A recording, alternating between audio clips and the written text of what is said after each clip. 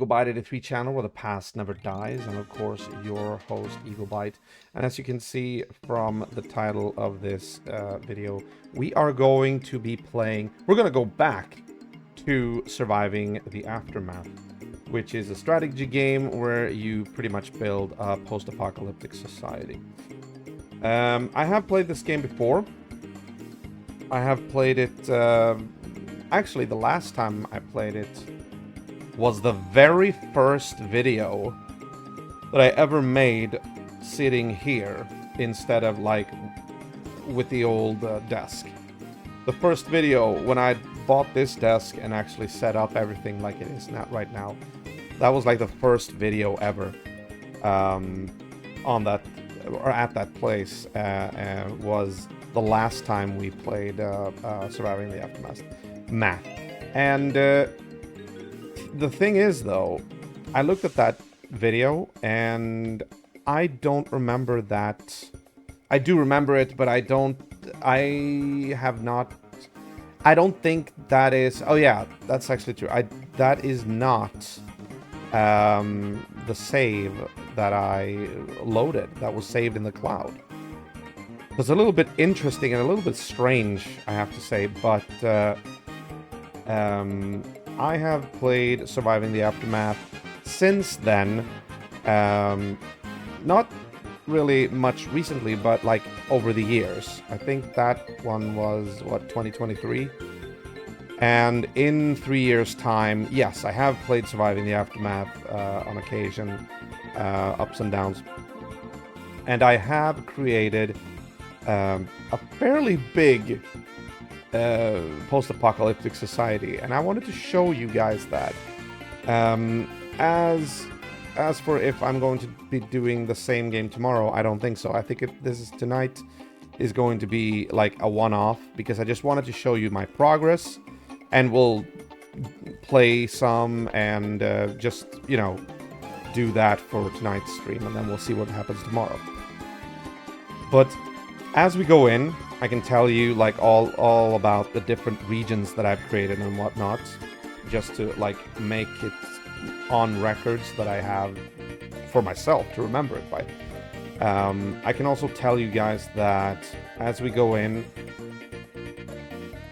I have basically made friends with every other faction. I have the DLCs, Shattered Moon, Rebirth, and also Federations, or New Alliances, sorry.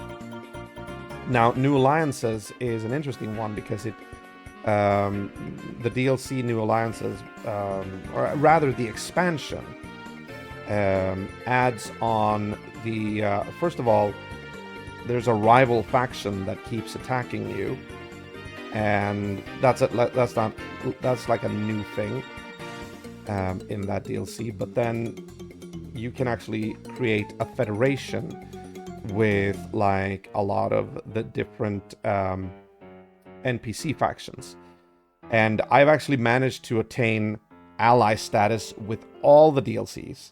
DLCs with all the other factions on this particular map. So I could, if I wanted to, actually create the Federation if I wanted to, because when you create the Federation, you basically beat the rival. But I've been holding off with that because, I don't know, I feel like it's nice to have sort of an overarching bad guy to fight against as well. So I've been doing that, I've been expanding my territory, and I've been building embassies for each faction that I've befriended, which have given me different unlockable buildings, perks, and whatnot. What else? Oh yeah, but I have actually just started out with the main mission. So, I mean, I guess we could do that a little bit tonight. But yeah, that's it. Let's jump into the game and see what's what. Let's do that. Cheers.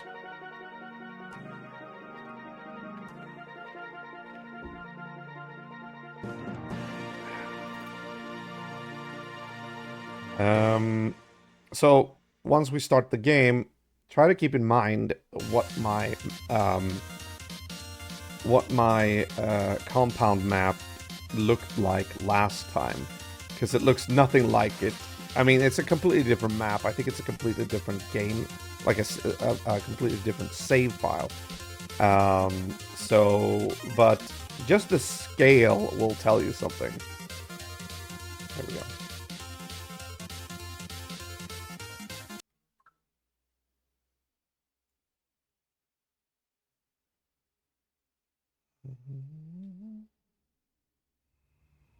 Everything we once knew is gone. We've become drifters, roaming the wastelands. Hey! Scouring the wreckage for something. Hey, welcome back, Farty! Nice to see you, man.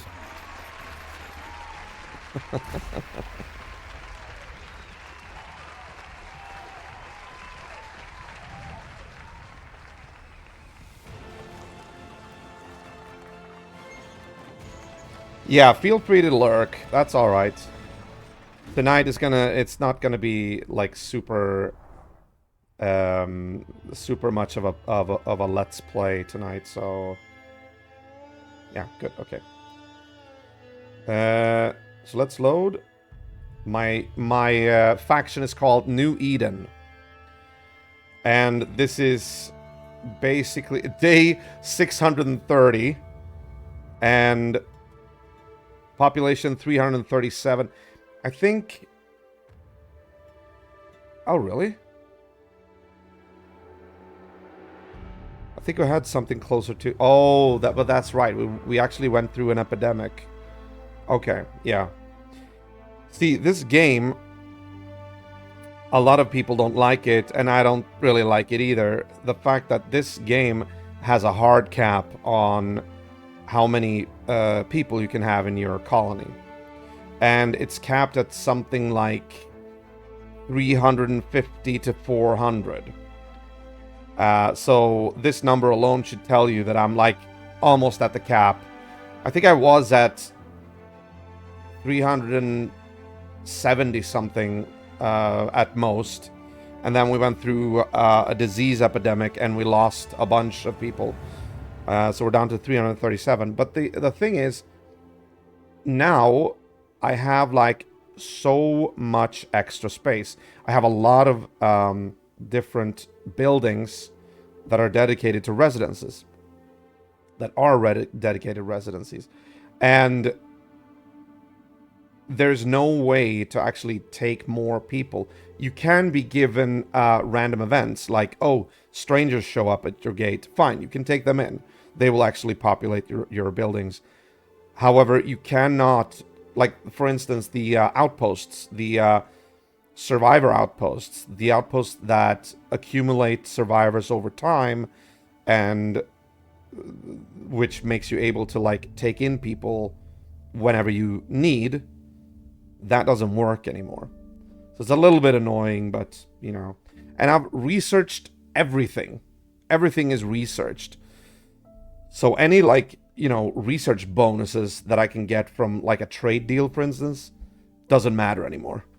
So I have to, like, figure out new ways of profiting here, or prospering. Yeah. All right, let's go.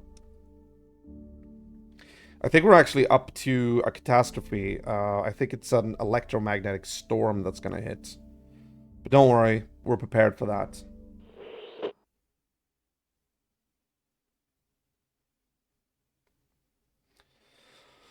I've cleared all pollution except for one place. I don't know. I just feel like I need some flavor, you know?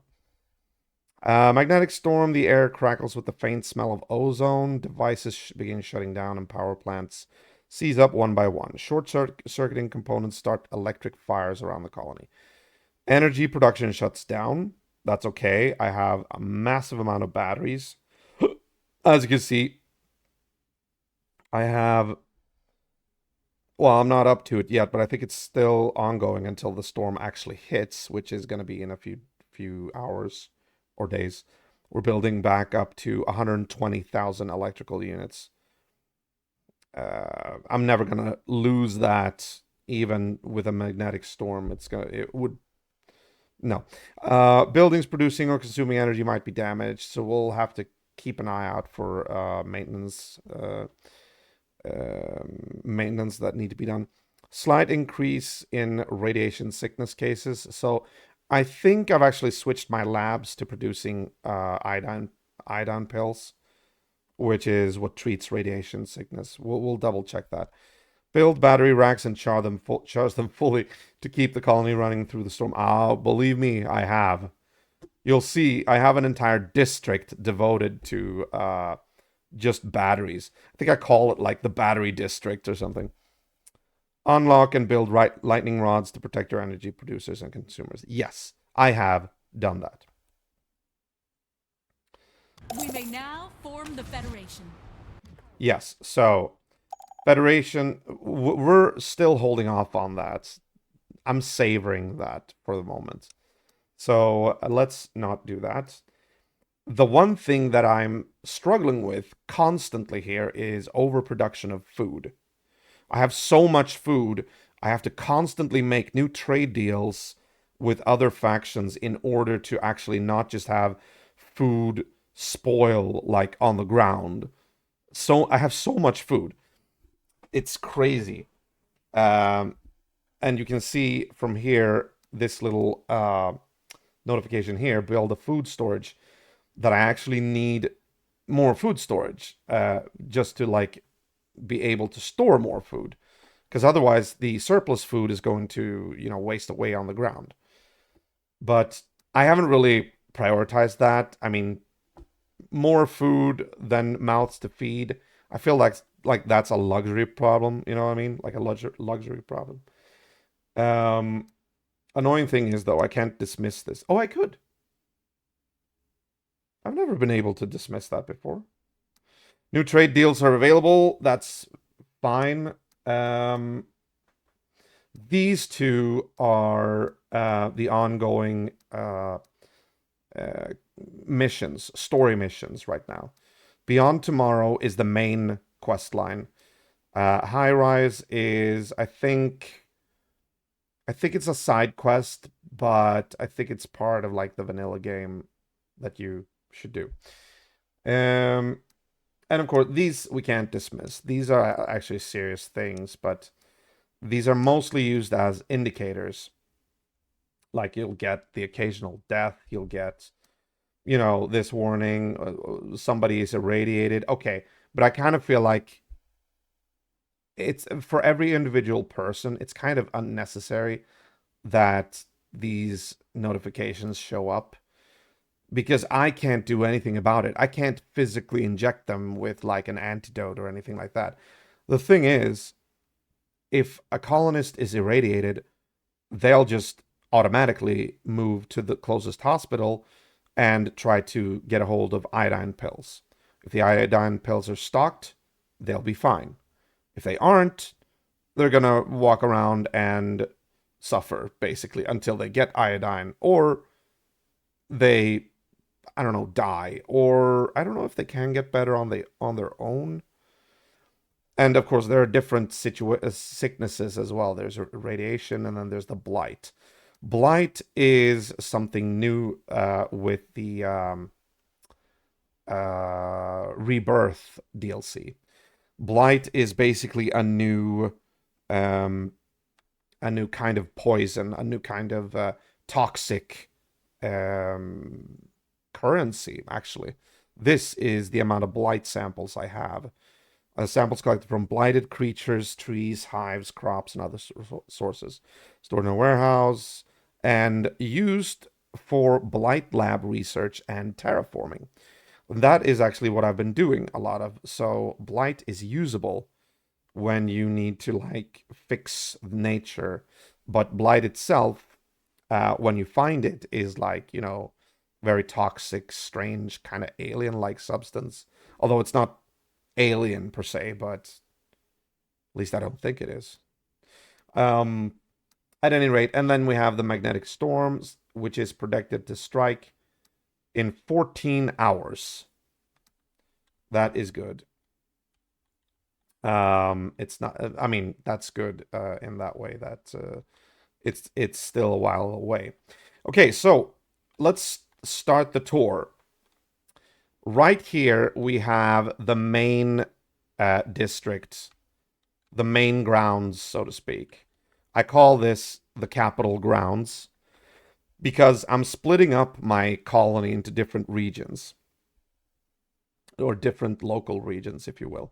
This is sort of where the administrative seat is. This is where, like, you know, the ones that have the money live, the ones that are, you know, a little bit upper class. This is the main square, which I built like this. There's even an arcade here, like this thing. So we're slowly trying to get back to the life before the cataclysm. Two of these mess halls work as, you know, kind of like outdoors cafes, you know, for this is basically the central park, if you will, of my colony. We have an academy, which actually is a gift for building the embassy of the most technologically advanced society. Omicron is their name. What else? Yeah, so this is basically the main thing. Yeah, the administrative building. Yeah, I'll go over there in a moment. This is Embassy Row. I went through a lot of trouble just to build embassies, like, on one street. So this is where I have, this is Dead Creek. This is Omicron. You can see on their flag that they're, like, the most advanced colony. Like, their symbol is an observatory, and, like, yeah. This is Rackham. Rackham is sort of like a faction of scoundrels, I guess. They try to, like, bullshit you with money and stuff like that. Sageford, you can see the scales. They are actually very honorable. Trinity, a weird kind of a almost cultist Illuminati kind of a settlement. They're very wary of outsiders, suspicious and whatnot. And then you have these. New Haven. The symbol is a meat cleaver. Guess what their thing is? Well, the thing is, if we go into the diplomatic, we can check. Oh yeah, Dead Creek as well. They're also kind of honorable, but they're also rough around the edges. But then you have New Haven. Society background. Ranching, fishing, and other ways of producing meat are their specialty. But the place has an ominous feeling to it. Many of the people are missing body parts, or missing parts of their body, and there are rumors implying that their wealthy life does not come solely from traditional ways of ranching. So yeah, they might or might not be, like, cannibals. Well, I guess it is if they sell to their own people as well, but, you know. But they seem to be civilized, so I guess we're dealing with Terminus. I don't know. So we got some bakeries and whatnot. Over here, leaving Capital Grounds a little bit, this is Beachside. I would actually like it if I could, like, put signs for every, like, local area, like in SimCity, just to denote, like, this is this area and this is that area. This is the beachfront local part of the colony, and we have, this is the primary fish market. So this is where I have, like, most of my fish. These are constantly full. There actually used to be a fourth stockpile of fish here, but I had to, like, destroy it in order to get, like, all the embassies lined up nice and neatly. This is mostly smaller houses, like one one floor houses, except for these two. But it's kind of a nice little area like that. Over here, there's a little bit more. I've started to expand over here as well. If we go back, check the continue the Capital Grounds tour here. Over here is the I guess you could call it the industrial sector, because here I have, excuse me, here I have two factories which are producing components and electronics which are needed for a lot of high-tech stuff and trade, of course. These two are medical labs, and they have been my saving grace whenever an epidemic has hit. I can basically accelerate there and get our own production of medicines going, so I don't have to trade for it. Of course, trade is still a viable way of acquiring medicine, but the trade caravans, depending on which colony you're trading with, take so fucking long to go there and then come back that you're just better off producing your own stuff. I mean, I guess that's sort of the goal, right? We have some water wells here. Bore wells. They actually produce a whole heck of a lot of water. And these are this is the main secured storage area, where we have like important stuff like medical supplies. We have electronics, and we also have weapons. Most weapons are stored here. Also fun boxes and lunar dust. Lunar dust is another currency that came or was introduced in the Shattered... Is it Shattered Moon? I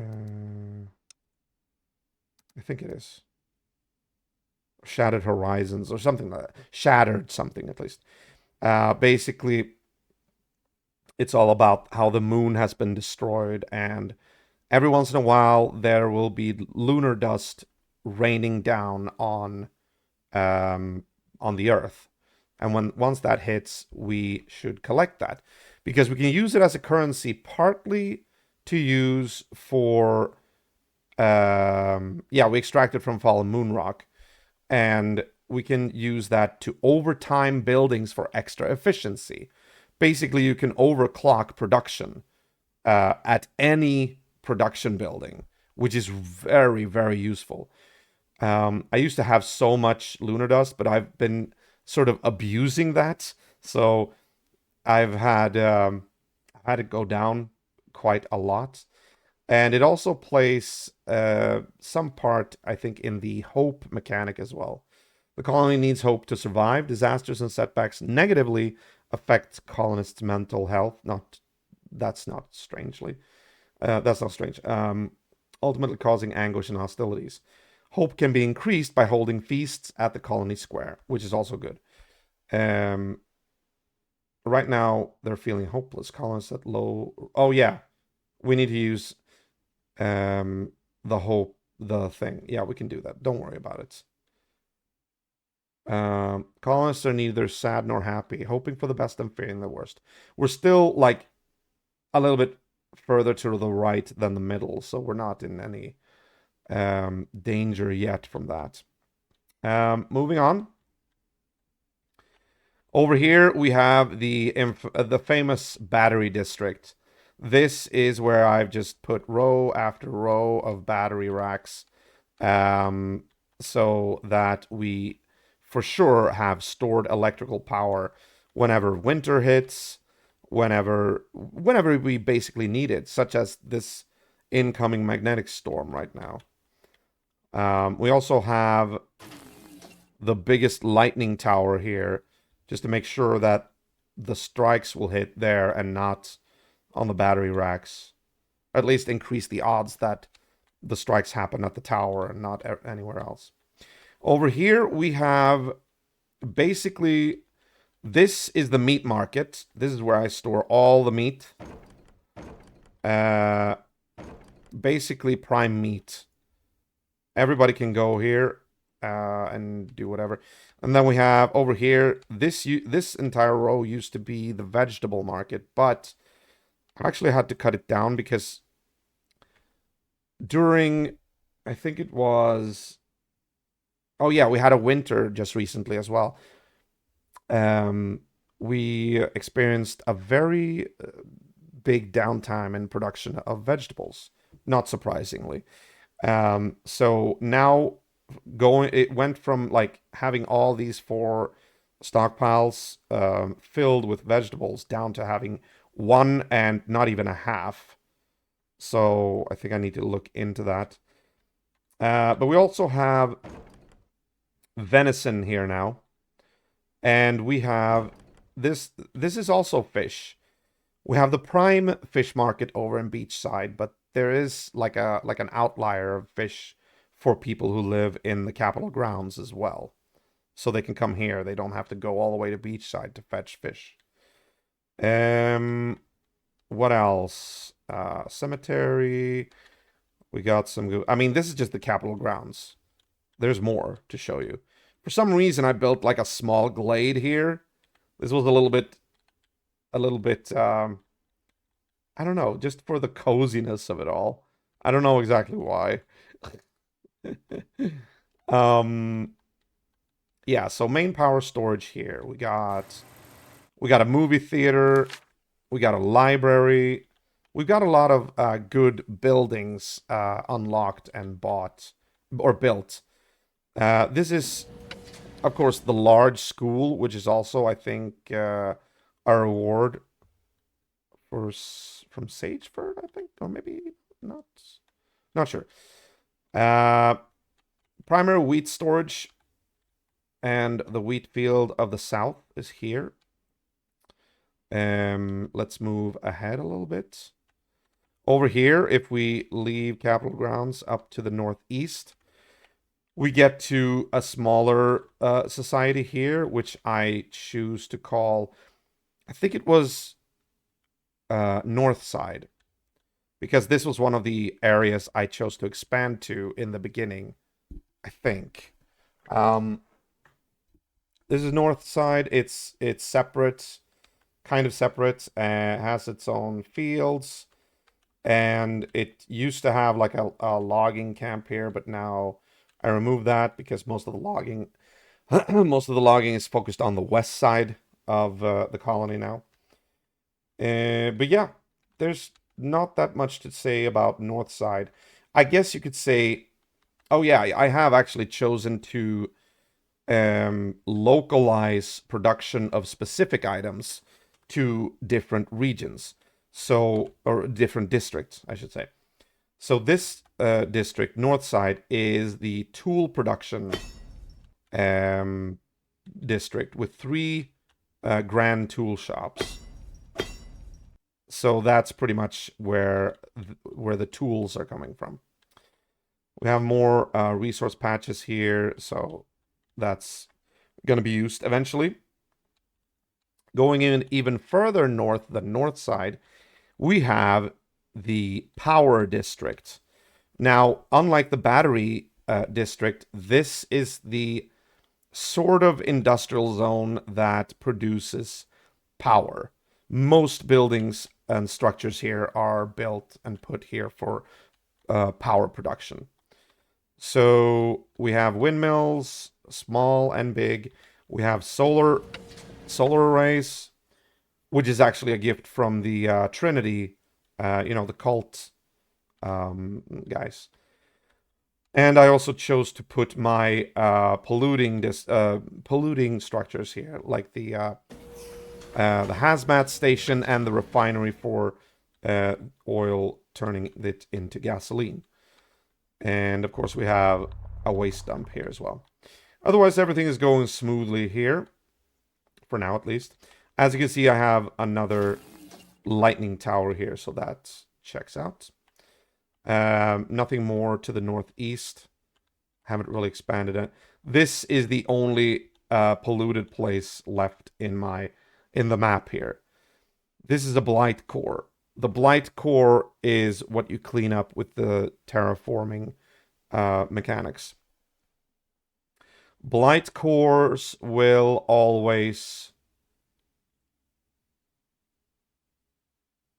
I don't actually remember, because I don't think they spawned monsters. That's what the vanilla pollution did. I don't remember. It was such a long time. But anyway, I have left this just for a bit of flavor. I'm going to eventually, of course, clean it up. But since I'm not expanding in that direction right now, I've left it there. Just to make things interesting, you know. This is... oh yeah, this is where I harvest... I grow and harvest my my sunflowers to make oil, which in turn becomes gasoline in the refinery. This region, this district right here, this is what I call Paradise Heights. This is because this is where all the hippies live. As you can see, this is where all the natural med huts are located. This is where all the yeah man, this will cure you for sure. All the potheads come from, and this is, look, a mushroom farm. I mean, the mushrooms are used for medical purposes, but it's like, yeah, this is so obviously the stoner district. So yeah. Except for that, there's nothing really that remarkable about it. They got their own northern wheat field, and they actually have a few power structures as well.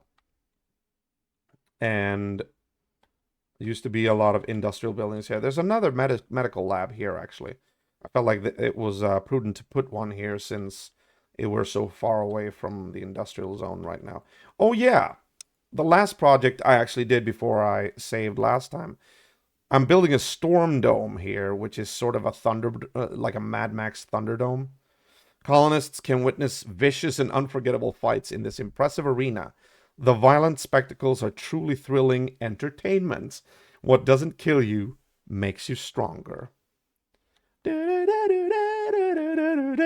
Okay, never mind. Oh yeah, it does also have the only radar that I've built in my colony. Paradise Heights, I mean. This is the one that actually gives me a proper forewarning about like disasters and whatnot. Going back down south across this little forest, we come to another old district. This was one of the first districts I built as well. This is the main logging district.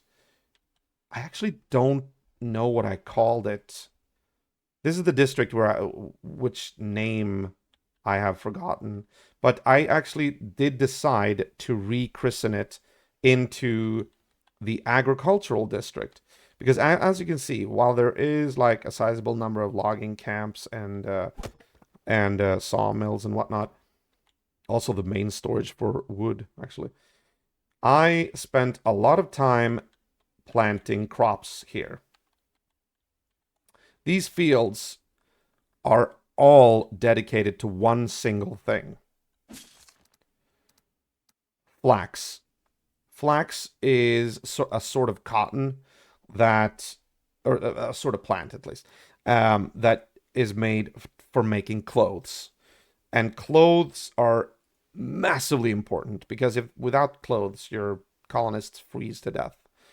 So right now, we're good on clothes because we can build basic clothing and sturdy clothing. So we're good with that. Also, this is where the only blight lab I have has been built. This is where we have researched like terraforming perks. And there's also, what was this? Oh yeah, we also had a massive amount of security structures. But yeah, there's also the terraformer. The terraformer looks like this. Right now, there's no workers assigned to it, but you can actually assign them to begin terraforming areas. Now, the terraformed area, let me see here. Let me see if I can find a patch of regular forest. Yeah, okay, I can say this. The regular forest, when your soil is actually very arable, but it's not terraformed to perfection, the regular forest looks like this. These trees. They're green, markedly green, but they're not super green. When you terraform areas, obviously you do it to cure pollutions and all that, and in order to make the ground more fertile. But you also turn these trees into these trees, like massively blooming and just obviously very, very green, very, very. And if you check the ground, like here you see normal ground. This is normal grass. It's like usable grass, fruitful grass. But then you check like the grass of the terraforming, and that there's a bit of a difference. Like you got normal grass here and then terraformed grass here. You can see that the terraformed grass is like flowering a lot more, just to indicate that, yeah, this is like super fertile soil. What else? Yeah, so a lot of agricultural here.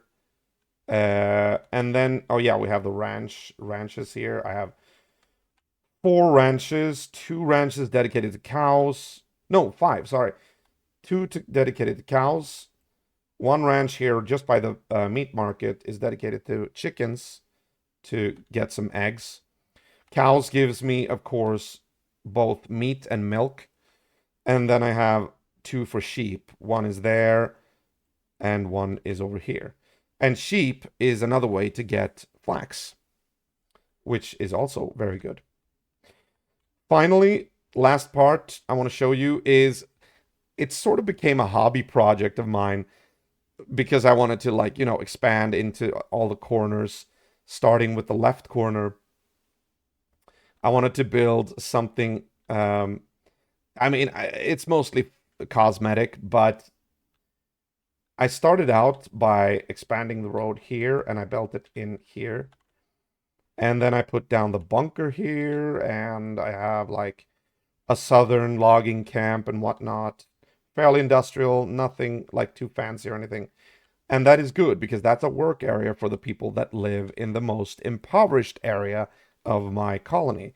If you continue moving through the forest, you get to what I like to call Stupor Town. This is just, this is like where the downtrodden are, where the undesirables have moved. As you can see, this is where there are a lot of beginner tents. These things that give absolutely atrocious happiness. And they're like people who live there are not really sheltered at all. But I built it here because I wanted sort of a slum, sort of a place where if my colony ever gets completely packed with people, I can shove the most recent arrivals into here, I'm not trying to create class segregation, but it's still like it gives it a sort of an air of realism, you know what I mean? It's a little bit interesting just to have a neighborhood that looks like this. It has a lot of it's mostly tents. It's a tent city basically, and then you have like one shanty built out of a trailer, and you have like a saloon here, which is completely freestanding, and a memorial to sort of boost some happiness ratings there, and they also have a brawl pit. Now the brawl pit is what the Storm Dome, or what was it called? The yeah, Storm Dome. The Brawl Pit is similar to a Storm Dome, but it's like a much smaller structure with a smaller impact. But it otherwise it works kind of the same way. I wanted it to be in this sort of impoverished area just so it would be seen as, you know, that they're rough and gruff and they this is how they enjoy themselves. Conversely, the Storm Dome up in Paradise Heights shouldn't really be there because these hippies, I mean, they're peace loving, but I didn't really find a good other place to put it.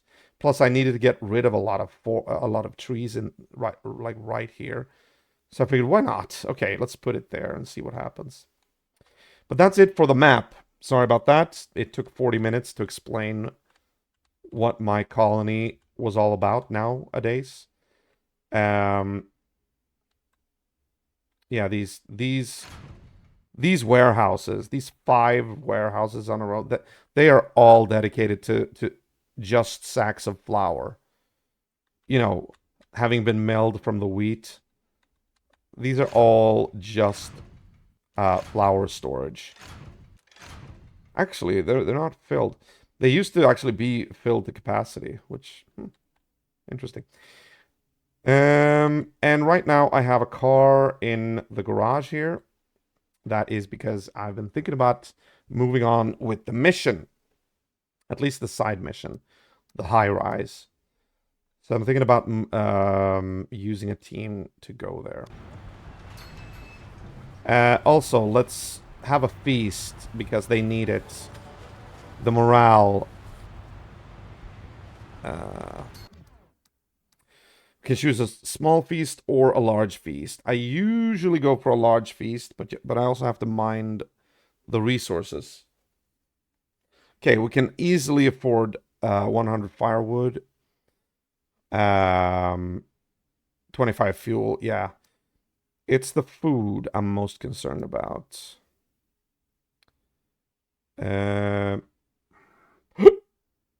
Excuse me.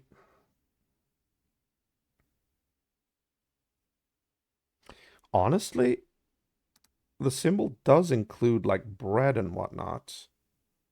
I think they're going to be taking bread because I realized earlier that we have a massive abundance of basic bread. Basic bread is the loaf symbol. Like, okay, I can't show that. You can see it there, down there, plant-based nutrition. The loaf, I discovered that a lot of my stockpiles were overflowing with loaves. So I think, yeah, why not? Let's do that. So once I do that, you can clearly see that there are people dancing in the streets and in the square here, Hope Square, which is ideally, I actually kind of wanted it in sort of a central line from the entrance. I think I think you could see that in the last episode. I did the exact same thing in that save file. I put the square like here, and then I wanted like the administrative building and then the academy building, like all the official buildings, like in a straight line from the entrance. But I don't remember what it was, but I couldn't put the square here. There was something in the way. So I actually had to put it to the side, which annoys me since I'm an OCDer. Yes, okay, so let's see. Are there any other moon rocks in the area? I don't think so. No. Okay, let's just do this then. Do that. Get more carriers. That's good. Okay. Nobody there. Nobody there. Oh, yeah. Ah, you know what? I should ideally put Why haven't I done that yet? Okay, let's do that. Moon Scavenger. These are the buildings that scavenge moon rocks. Or harvest moon rocks. Ooh, I can put it here. Oh, it's almost like made for this. Yes. Why not? Or we can put it there. Yeah, we can put it there. I guess. Yeah. Okay, go for it. Food storage is completed. Oh, nice. Okay, they can start putting food there. Okay, where are we at with the iodine pills? We're doing fairly well. Maybe some more. Let's overclock production for iodine. There we go. And we will check.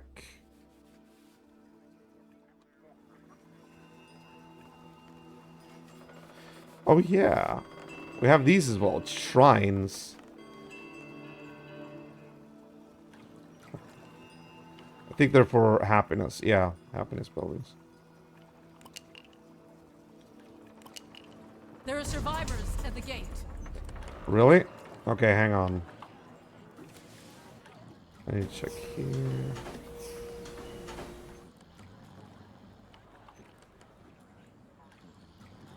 Okay, never mind. You know what? No. Oh, have we actually done everything? Oh, yeah. We've done everything except New Dawn. Catastrophes are constantly sweeping over us. People are afraid of what the future holds. Is there truly no way for us to protect ourselves? Complete Project Tomorrow. Project Tomorrow, I think, is the end game content of the main mission. So we're story-wise, but we're still starting. Yeah, I've hit all the milestones, all the achievements, except for that one. And we're just starting out with the main mission. That's kind of interesting. Okay. Yes. What say you? We have 75 spots open. A ragged bunch shuffles slowly towards the gate. It's cute what you got here, but useless. People are done already. We will be molded into something new by this cruel, brutal world. You know what? Maybe I don't want you in my community when you're such a downer. But we need more hope. Minor increase for hope if I accept them, and also they've got supplies, and we can definitely we have room to spare, so accept. Let's see if anybody becomes hostile. Nope. They were telling the truth. Yeah, they have to clip through the gate. The gate shuts too early.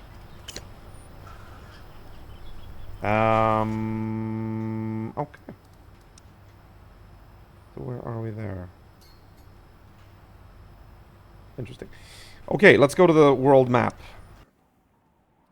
This is the location of my main colony.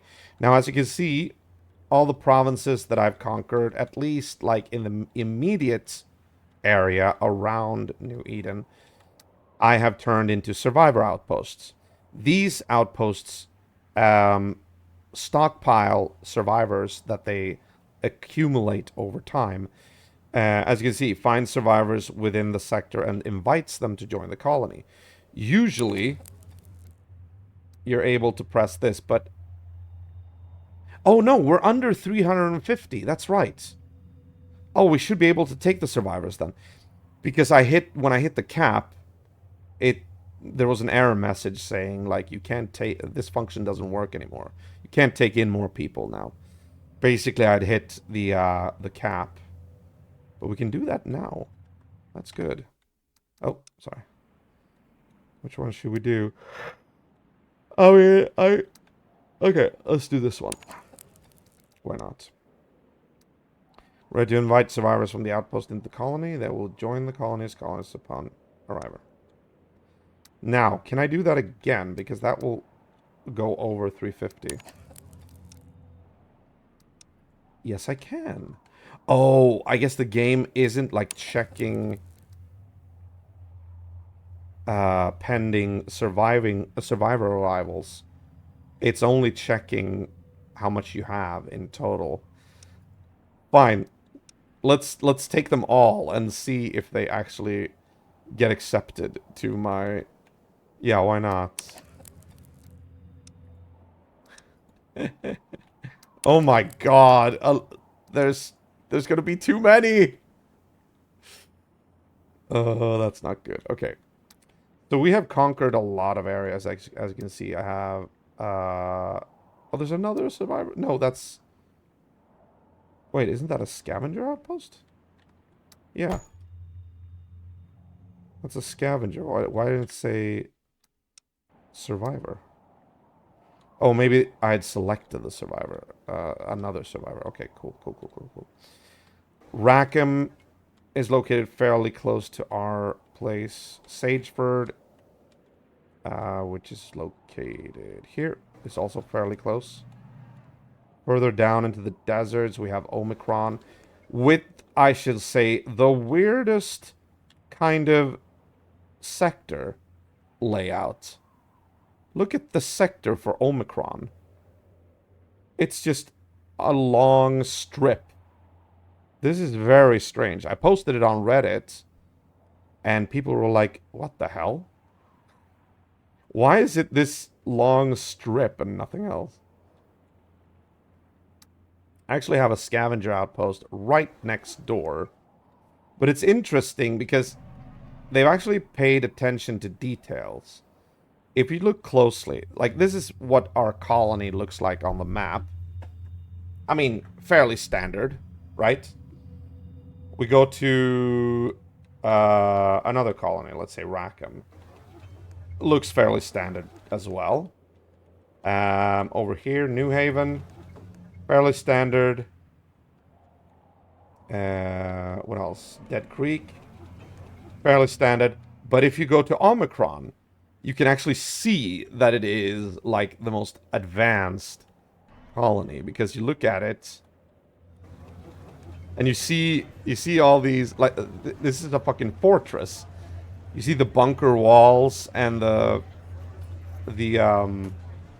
observatory and like panels, solar panels and everything.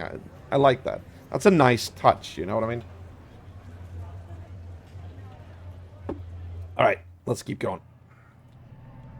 So yeah, as you can see, I've basically uncovered the entire map from enemies, or from black spots. Like everything has been revealed. Pretty much, I think. I don't think there's any dark patch. Well, over here. But I don't think this is part of the game. I don't think you can go there either. And here, but this is just mountains and whatnot. Yeah, so...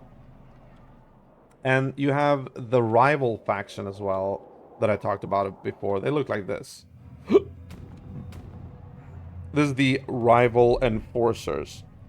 Now, this is the AI opponent of you, the player. When you start a new game with New Alliances DLC, you'll be given a neutral standing with all undiscovered settlements.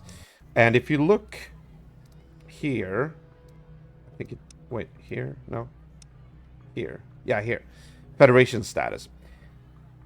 From here you start with a gray bar, and you have like a little bit of green, I think, and then you have like a lot of red here.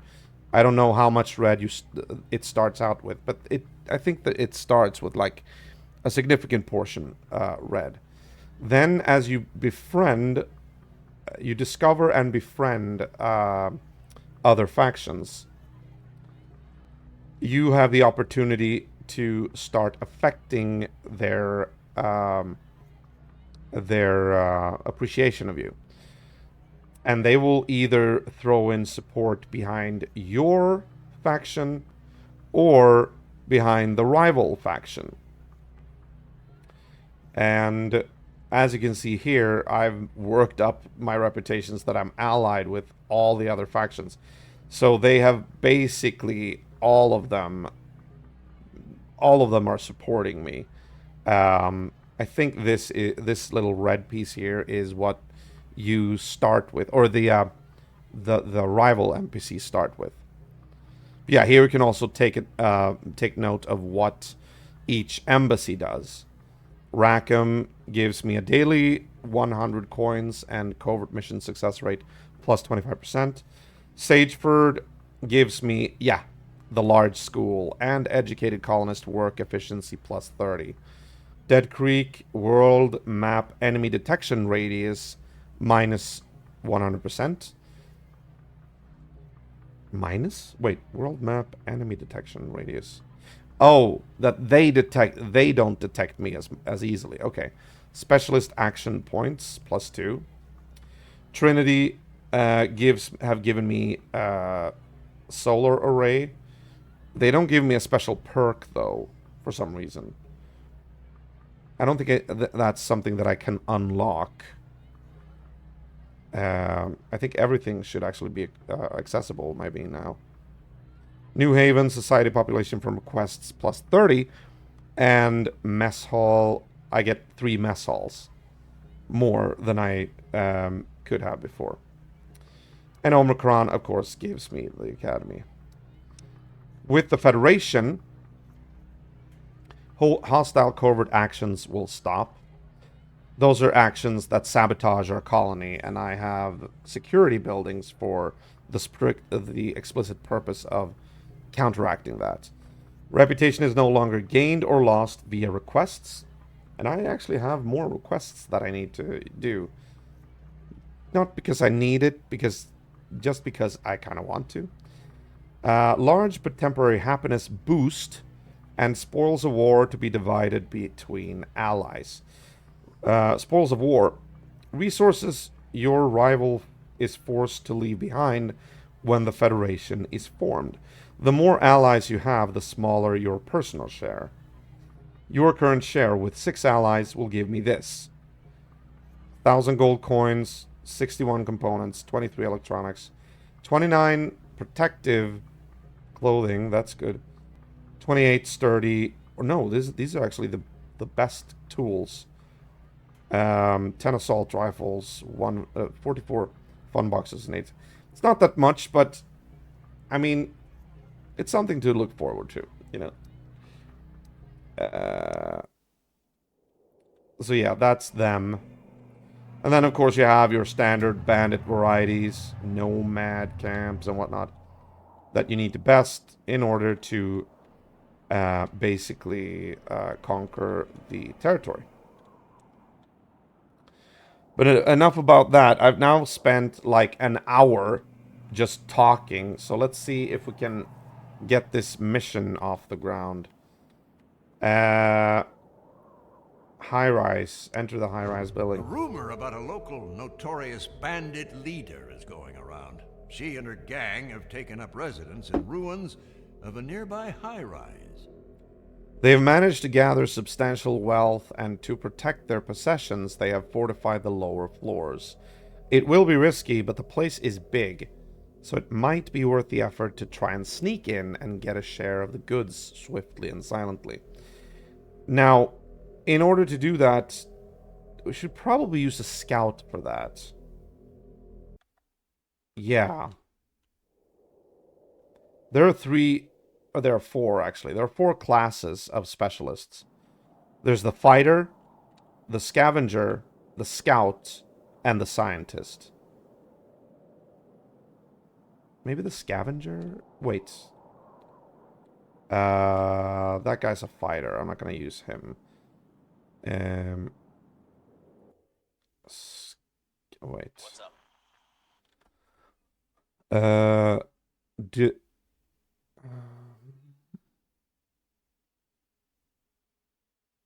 There's no sneak skill. Action points, research, scavenge. Wait, why is there no music? Have I actually turned that off? No, I haven't. Okay. Oh, I might have actually turned the radio off. Yeah, no radio. Interesting. Fartknocker, which radio station should I pick? Tell me, and you can go back to whatever it is you're doing. What are you doing, by the way?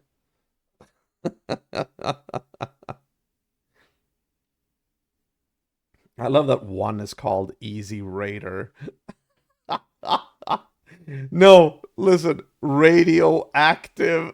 Oh, seriously.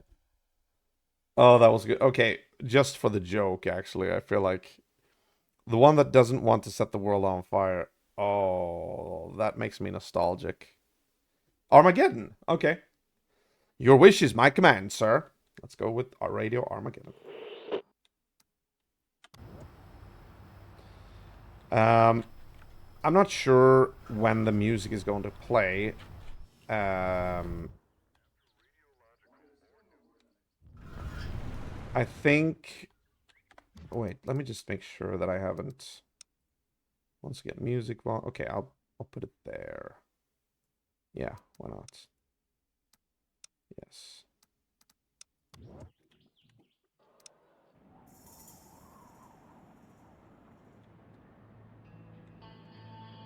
Okay, it's on the overworld.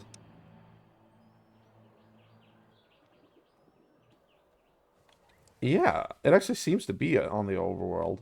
Interesting. Okay, alright, never mind.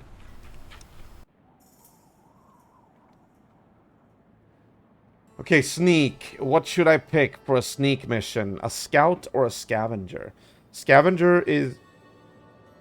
I mean, there's no sneak skill for these specialists. So maybe it doesn't really matter. Maybe... I don't know.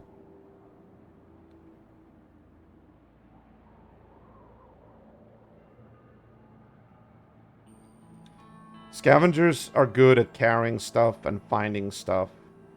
But I'm thinking scouts are going... Like, scouts have the ability to... They feel more stealthy, you know what I mean? But then again, this is a mission to actually liberate... actually, this place from... liberate the place from items. Of items. I'm playing Hero Siege. Okay, cool. Hope you're having a good time, man. Scav. You think Scav? Okay, let's go with that. Let's go with Scav, then. I'm gonna send Mugga. Your command. Mugga is right now idling. He's what you'd call a character. Oh. Oh, the Storm Dome is done. Nice. Happiness bonus. Mugga is what you'd call a character. This jolly old robber doesn't hide his criminal past, and he rather... Yeah, okay, I get it. I get it. The magnetic storm just hit. This jolly old robber doesn't hide his criminal past, and he rather takes pleasure recounting old tales of botched bank robberies and high-stakes getaways to anyone willing to listen. He may have mended his ways since, but still sleeps with one eye open with a nasty-looking shiv under the pillow. So he was apparently a career criminal before the cataclysm. He looks like he was in his prime back then, when civilization was still a thing. Now he looks very old, so maybe that's the ideal guy to send.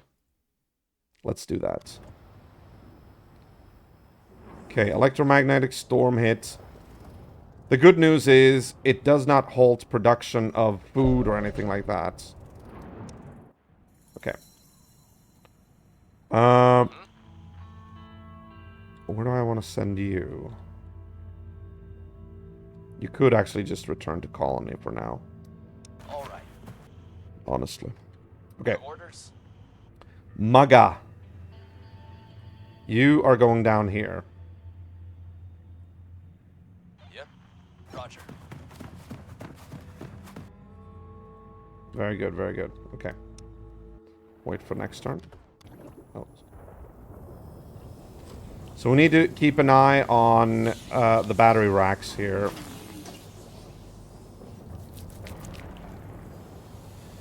As you can see, right now, the energy balance is minus 718.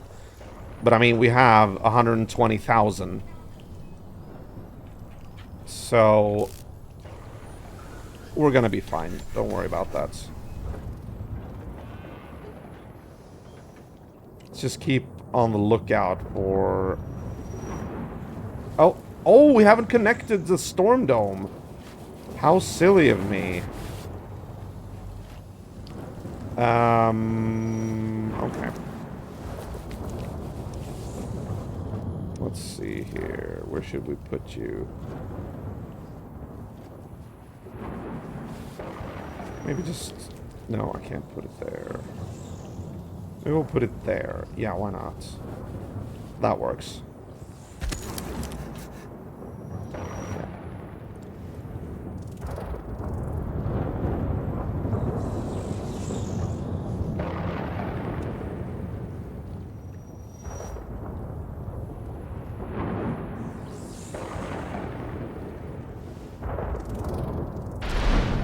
Whoa! Okay, that one hits smack in the middle of the forest, so that was not a problem. Oh, I think this one needs to be... Oh, maybe not. Okay.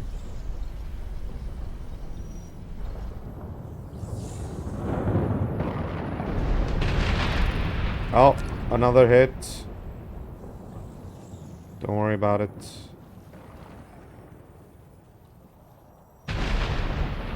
Oh. One flax field was hit by a lightning bolt. That doesn't matter. I mean, that probably enriches the soil or something. Actually, I read up on that once. That's like a good thing for soil when it's like a lightning storm. Like, I don't remember exactly, but there's something about like sending down positively charged ions into the ground. You know, doing something good for the soil or whatever. Like, that is pretty much the natural function of a lightning discharge. A natural lightning discharge. Kind of, it was really interesting to read. Oh, this is a small one. Why is this one small? Upgrade that one. Yeah. Oh, Jesus. Refinery has gotten struck, it looks like.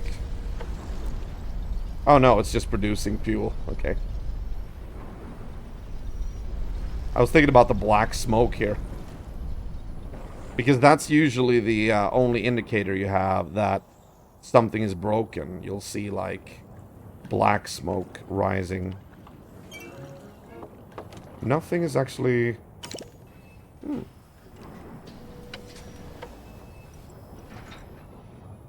Trade convoy has arrived. Finally. Thank you. Let's see, what do we have?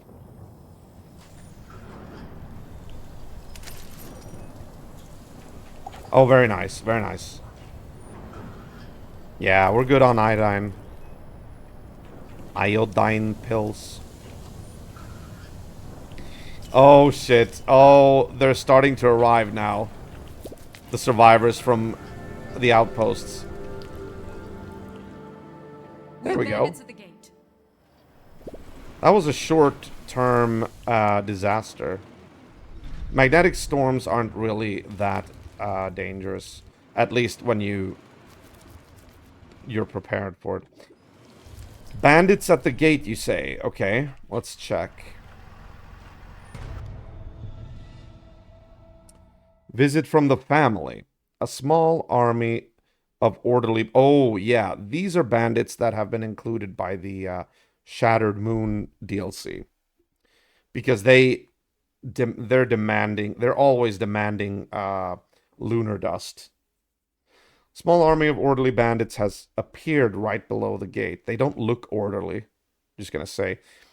proudly carrying banners of a broken moon. At the front stands a lady, most likely their leader. Hello, hello, my dear friends. They're at least polite, you know. We observed that quite a few lunar remnants have fallen in this area, and we're hoping you'd be wise enough to share your good fortune with us. She says with a smile on her face. It would be quite rude to keep all to yourself. You don't think? Don't you think? I'm only down to 113, so fuck off, lady. You have made a grave mistake, she says, without her smile twitching in the slightest, calmly ordering the group to attack. Until next time, I hope you've learned some manners. Till then. And these things never worry me anymore. I am pretty much powerful to, like, the point where I don't have to worry about bandit raids anymore. I can just repel them. I mean, yes, they look like they're... It looks like there's like a massive onslaught here, but we have the best gate, and it's fully manned. So usually, they actually die before they even break through the gate. And if they manage to break through the gate, there's only like 1 or 2 people that ever make it through. And they swiftly get gunned down inside here by my specialists, who are always standing by the gate for some reason. Yep. What you need? It's like they expect an attack constantly, you know?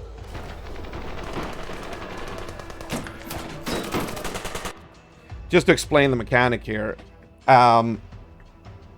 once the blue bar goes down to, I think it is 20%. Or 10. It could be 20. Once it dips below 20, the gate is destroyed. And of course, once this reaches 0, there are no more bandits. I have had it happen once that they actually reached their own limits at the same time. I don't remember what happened, but it was weird. It was weird.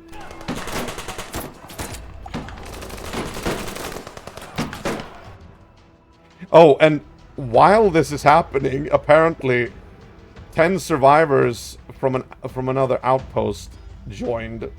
They just arrived here. They just walked through this massive amount of pirates. Yeah, now they're getting... Now they need to move it.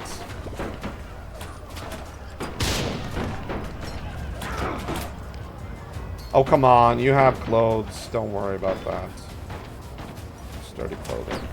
I actually need... Yeah, I forgot to say that. In addition to this being the agricultural area, which focus basically on textiles, this is naturally also where I have most of my tailors. So this is where we produce a lot of clothing.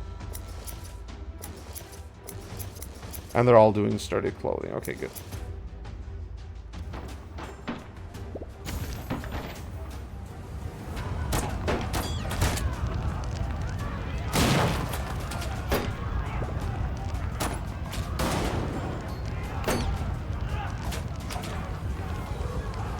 So close. So close. Yeah, look at that. Okay, so they broke through. But yeah, look, it's just one bandit. They're cheering, and this moves it into the next phase, which is the gate is breached. Your fortifications have been breached. Defend the colony and its people however you can. Let's see how quickly, or let's see how long these bandits last now. Look at this.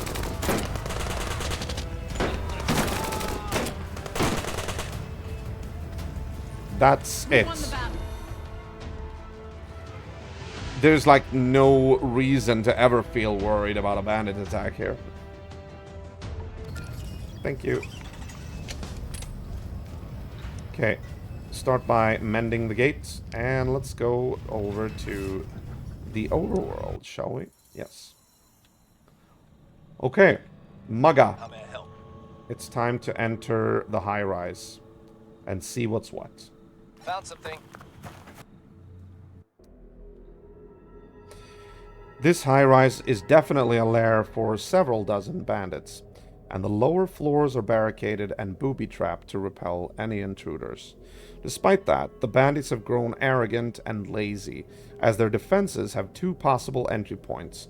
One a few levels up and accessible with a rope, another by squeezing through a narrow gap.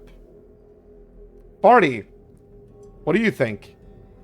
Rappel up the wall? Squeeze in through the gap? Or come back later, or abandon quest? We're not going to abandon the quest, but yeah.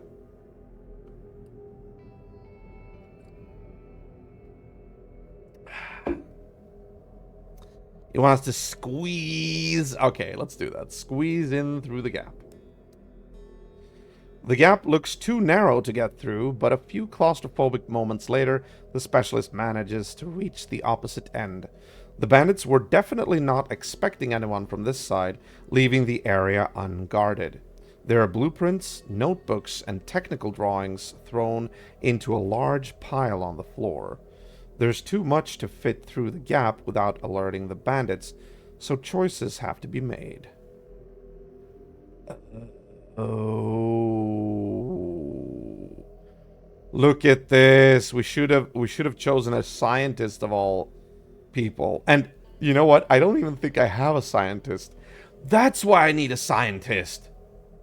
When I played this game last, not on stream, but when I saved last before playing tonight, I actually dismissed all the scientists. I made them create outposts, and that sort of consumes them. I always thought that scientists were only good for accumulating bonus science points for research. Now that I've done all research, it was like, okay, I don't need any more scientists. But no, you actually do. You would benefit probably from scientists in these, like, story-based missions. You can come back later, I suppose. But the question then becomes, what should I do? Because my specialist slots are full. I can't take in anymore. Meaning that the only way for me to be able to take in a new scientist is either for one of them to die, or I make another freaking outpost guy. And even... okay, yeah, sure, okay. I can't... yeah. Wait. Are we sure all scientists are gone? Fighter, scavenger, fighter, scavenger, fighter, scavenger, fighter, fighter, scout, fighter. Do we only have one scout? Oh my god, we only have fighters and scavengers. I mean, if we look at the situation right now, it seems logical. I assumed you only needed scientists for science points. And scouts, well, I've scouted out everything.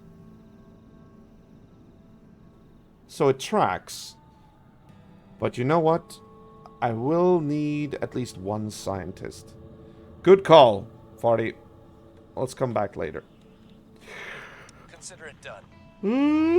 Oh, good lord. Ah. Okie dokie. Very nice. Very nice. How's everything else? Let's check the resources. Oil. We could do with a bit more oil, but... okay. Actually, that is true. Ooh.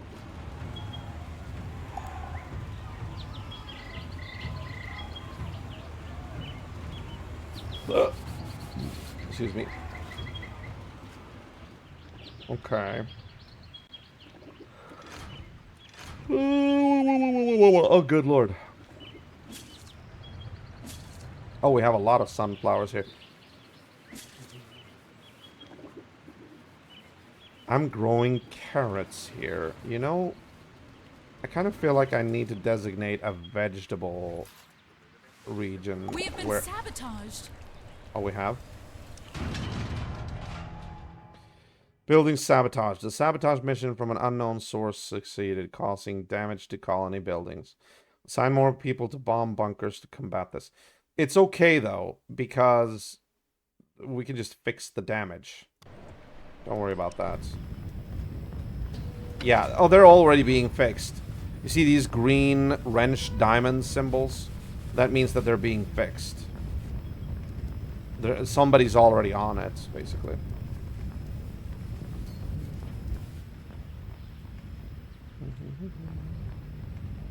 Just like with the gate here.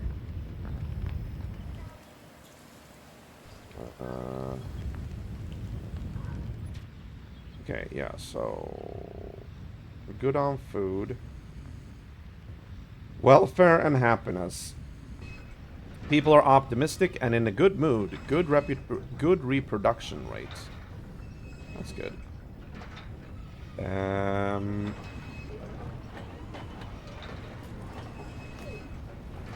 Very nice. Would like to see the demands.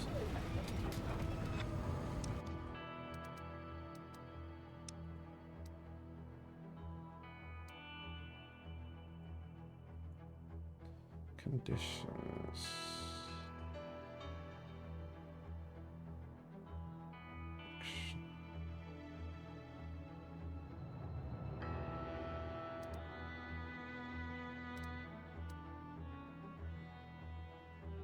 I want to see if anybody lives in the tents.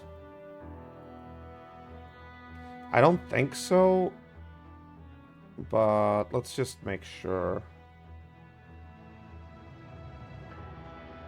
Oh, we did actually take in a few colonists, so that could be... It's not, like, impossible that people are living there.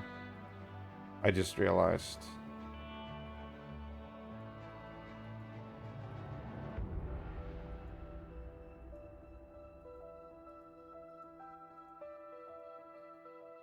Oh. No, that's a shanty, okay.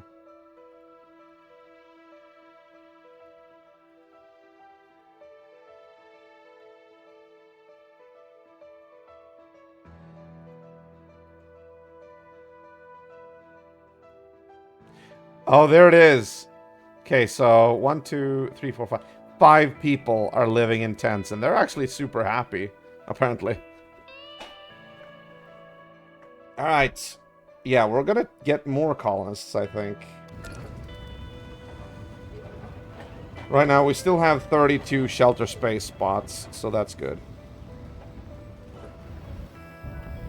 Alright, let's make... How many fighters and how many scavs do we have? 1, 2, 3, 4, 5, 6. We have 6 fighters. We have 1 scout. 1, 2, 3. We have 3 scavengers. Okay, so we can lose 1. Actually, we can even lose 2 fighters. You were the last in. I'm gonna send you to world map. No, wait. We're gonna make you a settler. Yeah. Wait. Can I have 1 more? Oh, that's... No, that's because Mugga is on the world map. Right. Okay, got it. Got it. Confirm. Huh? I'll send you away. To create... an outpost somewhere. Where can I send you? Let's send you...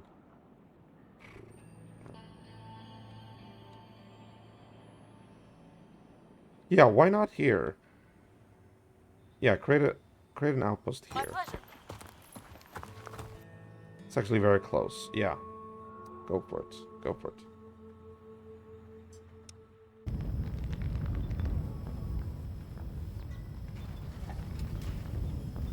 Oh, these guys are still celebrating. That's funny.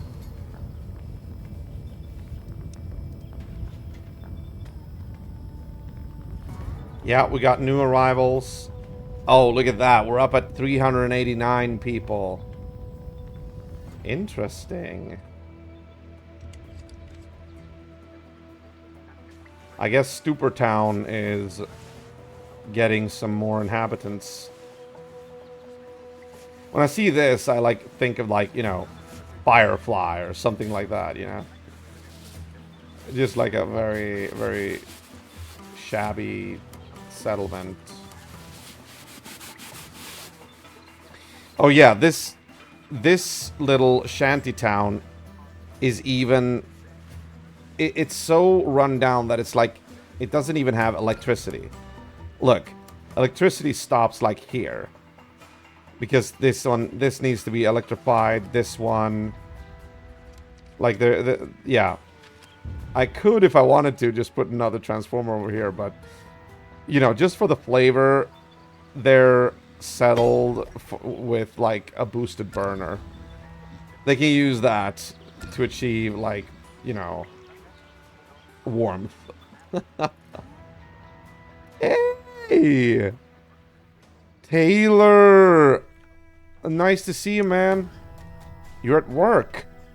Just saying hi, have a great stream. Aww. Well, thank you for showing up, man. Always nice to have you here, man. Much appreciated. Hope you have a great day at work. Wait, evening at work, I guess. Should be evening, right? And feel free to drop by whenever you have the time. We'll talk on Discord later on. I wanna play something with you this week at some point. But yeah, have a good day, man, or evening. Sorry.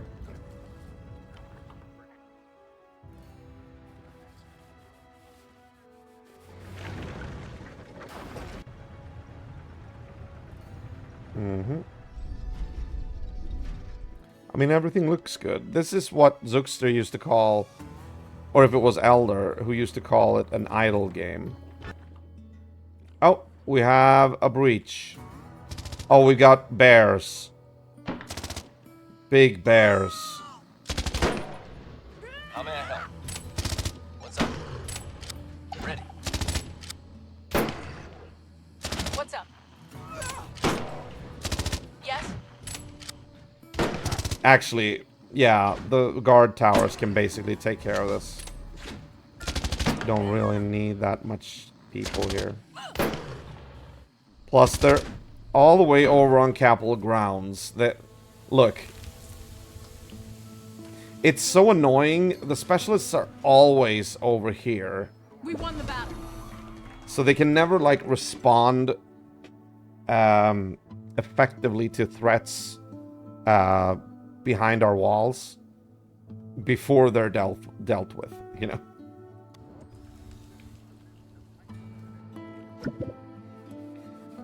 Thinking about where I should put... Ideally, I would like to... Actually, I would like to put vegetable fields here.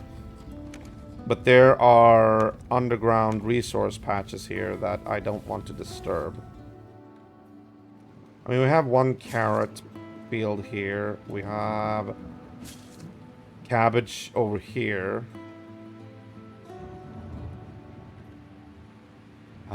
What else? We have soybeans here, which is actually not for eating as much as it is for medical production. We need that to make was it antibiotics? Oh, both of these fields are soybeans. Excuse me. No, that's sunflower and and herbal medicine, yeah. How much herbal medicine do we have? Not much. Not a whole lot.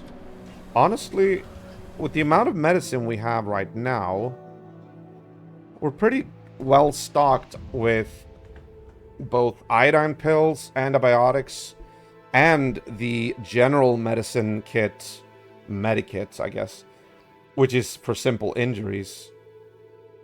Because we usually have, like, whenever there's like an epidemic or a radioactive fallout or anything like that, it's I have like, oh, I have 40 iodine pills. Supposed to last for a colony of 300 plus people, you know, like, but right now we have a fair amount, and I think I'm going to make it so that we increase production of simple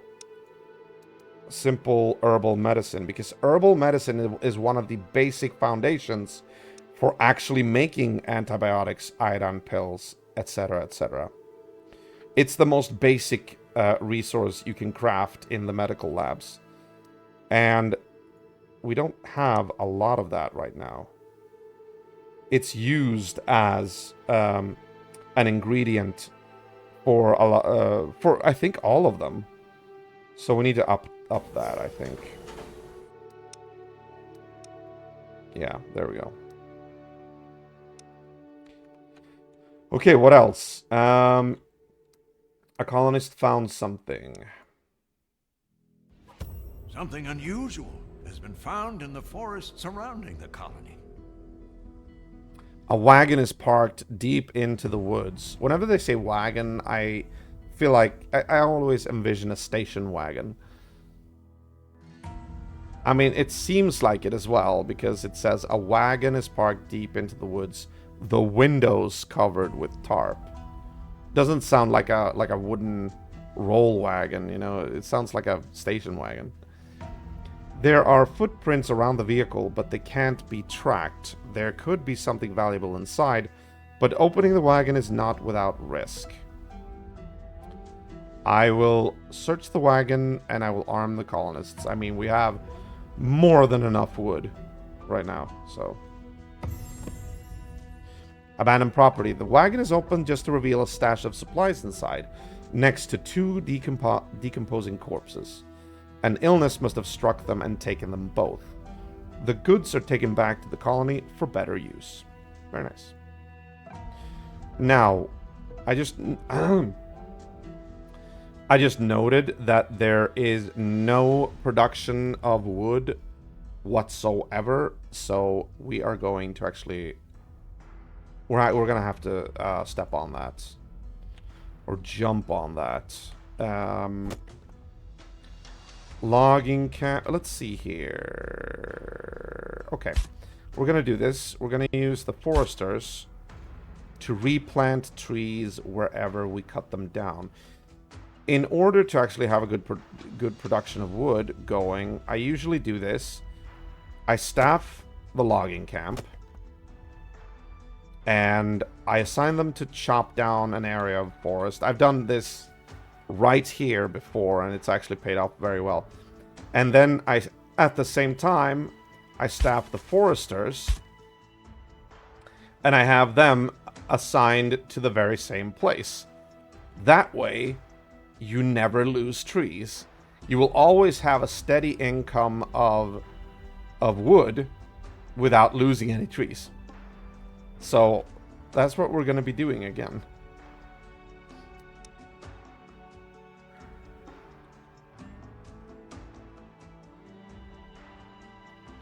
Just make sure. There we go. And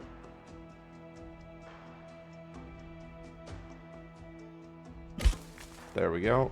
And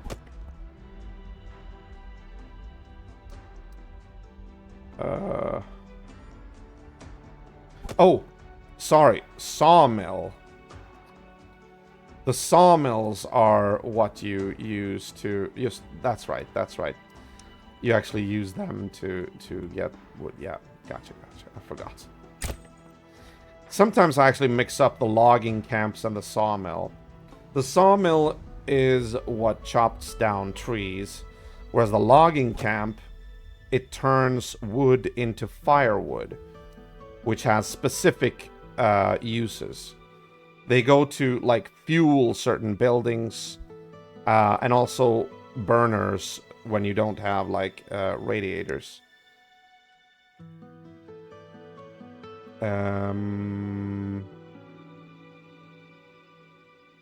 Didn't I have another sawmill somewhere?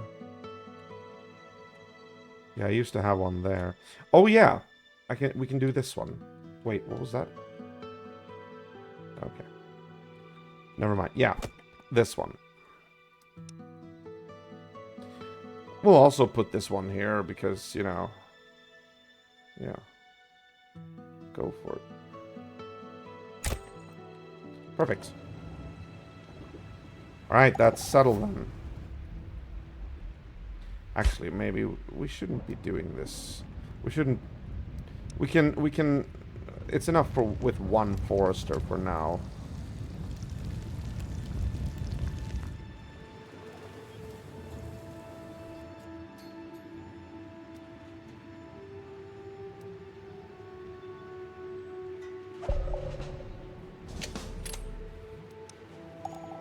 Wait, why did they stop fixing the gates? I don't know. That was weird. Weird indeed.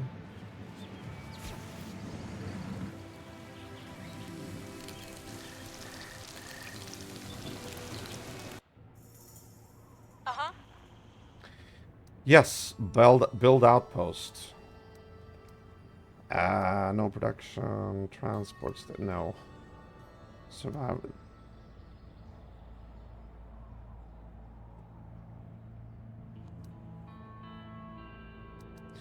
There's no need. I mean, I can't build a research outpost here because there's no production, no transport. I mean, we have the fucking main colony like right up here.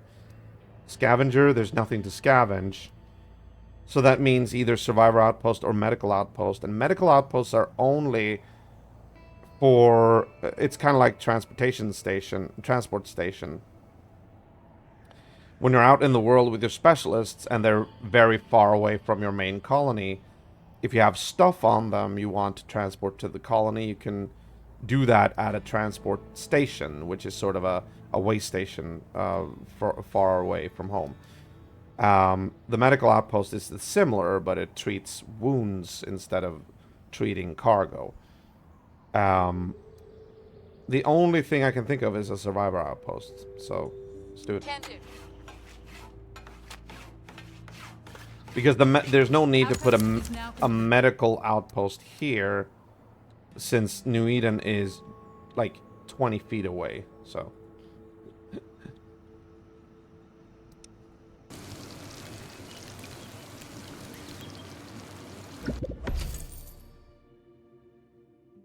Nope, that's a scavenger. Now I have to wait 4 days for that.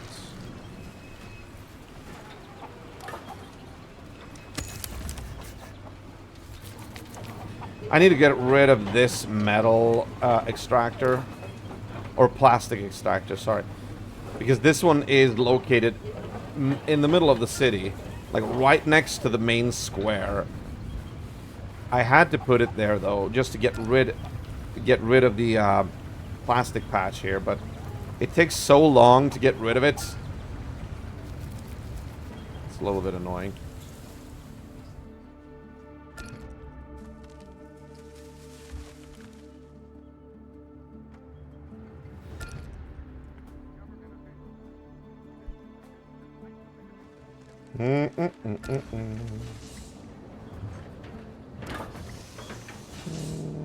No.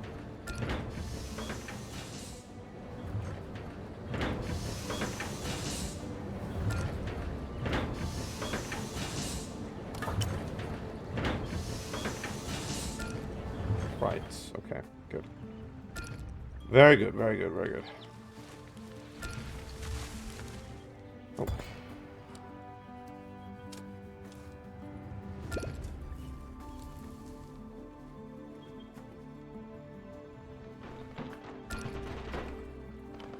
Should be getting... Oh, wait.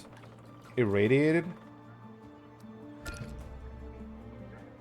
Are we seeing an epidemic of radioactivity here?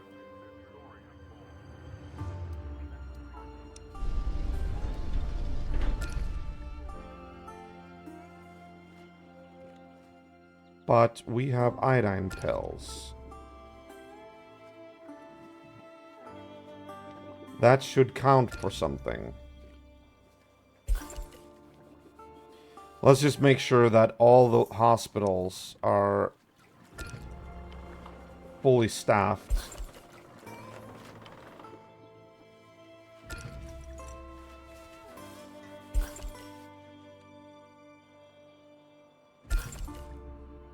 Okay.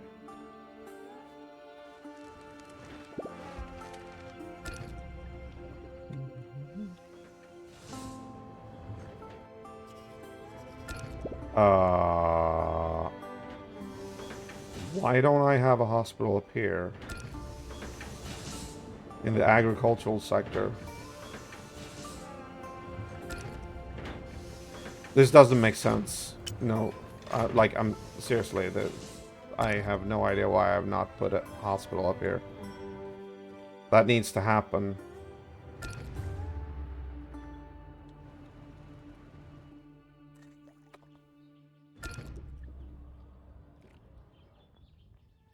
Not exactly sure where though. These lakes are interfering with the planning here, the layouts. Honestly though, it feels like, wait, 1, 2. Yeah, these are all designed for, these are all constructed for the specific purpose of housing blight. But I don't have that much blight here. We could actually tear one down. This one. And then we'll put a hospital there instead.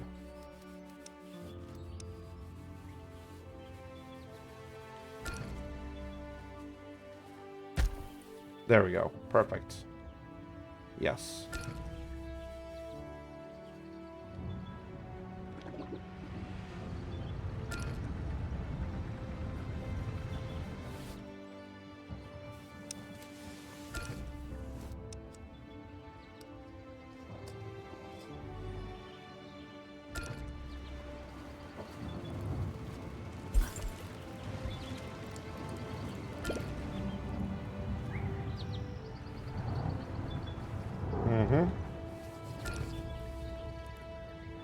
What was it that actually required soybeans? Let's see. Oh, it was the standard medikit. Right.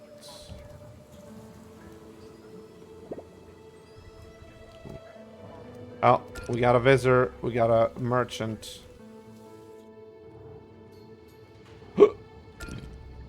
Best deals. A van's parked outside the gate. A man dressed in eccentric clothing steps out and opens the back, revealing a small collection of goods. No need to be alarmed. I'm here for business, he reassures the colony. How about some bartering? No deals. I don't need any insect seeds. Or insect queens, I guess, would be the proper term. Fair enough. Maybe some other time. I'll be back. The man calls. He closes the van, hops in, and drives off into the wasteland. That guy shows up a lot, actually.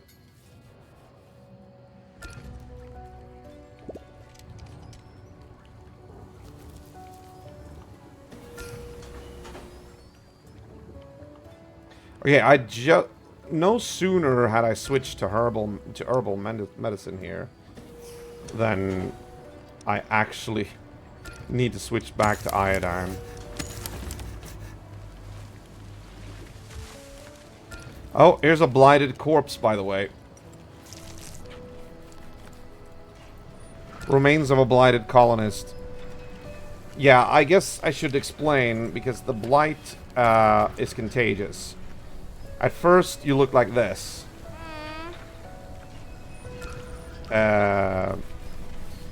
No, sorry, that's radiation, actually. But you do look kind of like that, although normal, but emanating this strange glow. Oh. And then, after a while, that colonist is actually turned into like a blighted... Kind of like in The Last of Us. Like some creature that won't respond to calls to reason or anything like that, and just starts attacking. There you go. Just starts attacking people. So once they get affected with blight, they're unsavable. You just have to wait the you have to wait the blight to run its course. Shoot. How may I help you? Get some more meat here. Not that I need more meat.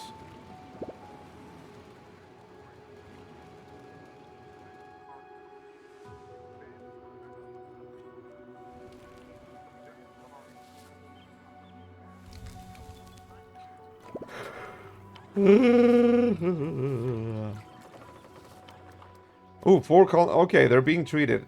It was up to 20, but now it's 4, 3. That's good. That's good. Yeah, let's get them up to 200 again with the iodine pills. Yeah, let's try to do this. Let's try to get every type of medicine up to 200. Let's try to keep that as a baseline.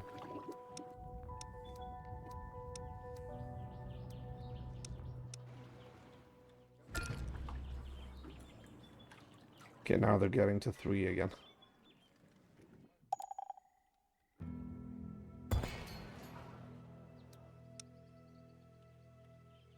Let's see if there are any...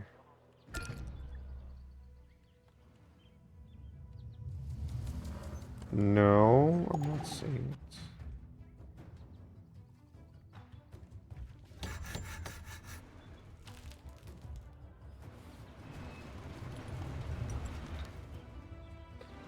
Nope.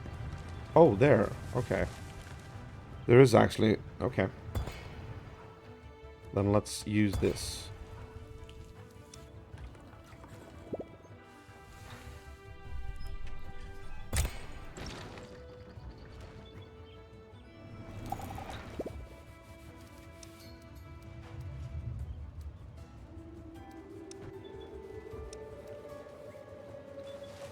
I mean, there are a lot of... Yeah, exactly.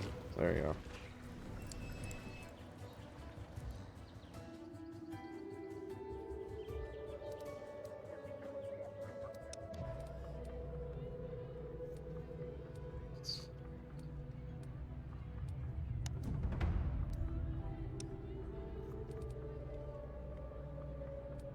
Oh, yeah. Yeah. I mean, we have money. Let's just do this.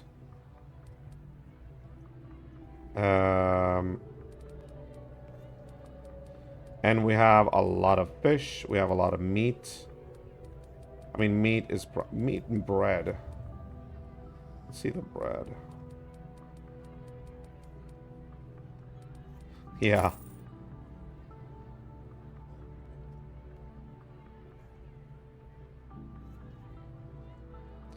Let's do that. There we go. And then mostly meat.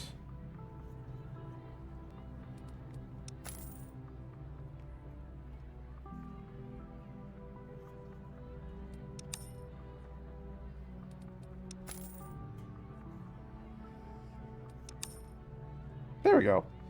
Perfect. Confirm the trade. We get iodine pills. They get some bread and they get some meat. That's good. Now, anybody else want to trade? Antibiotics. Very good. Give me. Always good to have. Oh, basic clothing as well. Yeah, why not? We'll give you some meat.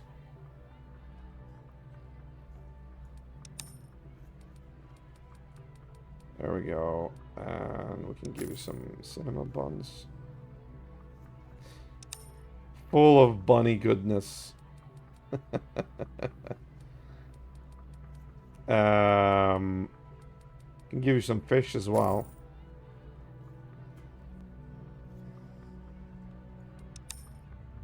There we go.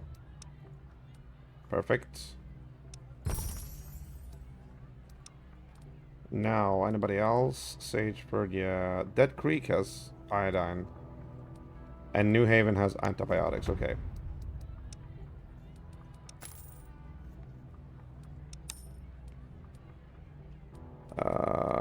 We don't really need anything else there.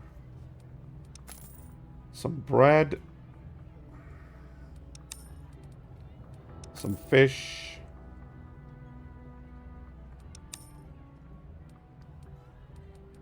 Yeah, I think that's it.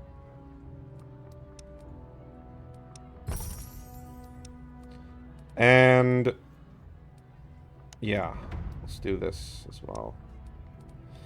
I have 2 trade centers and in my colony. Each trade center can allow 2 workers. That's why I'm able to make trades with 4 factions at a time. Otherwise, when I only had 1 trade center, it was so annoying because I could only ever do 2 trades at a time, which was, yeah.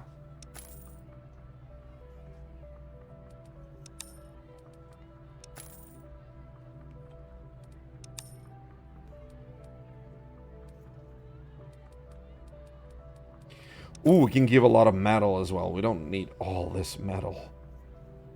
Jesus.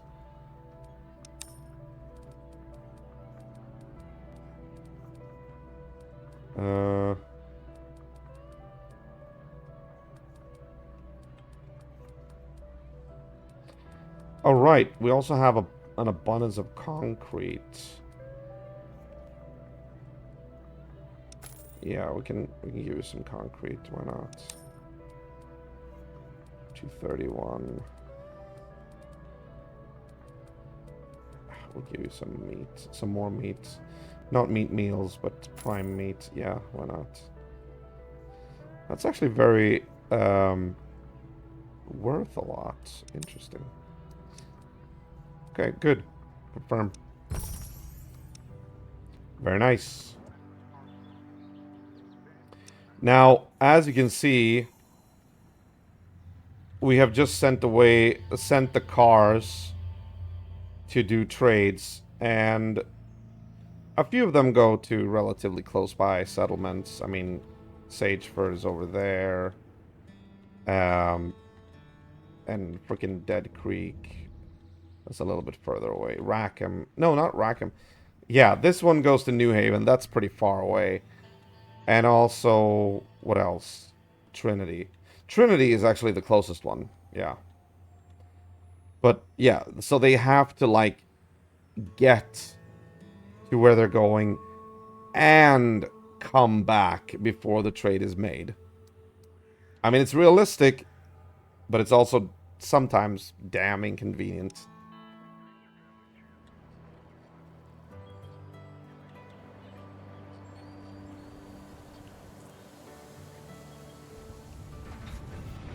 All right, we're approaching 1 a.m. here, IRL. So I think I'm actually we didn't really do that much with the main mission, but I think I'm actually going to wrap it up because yeah, I need to go get up earlier tomorrow.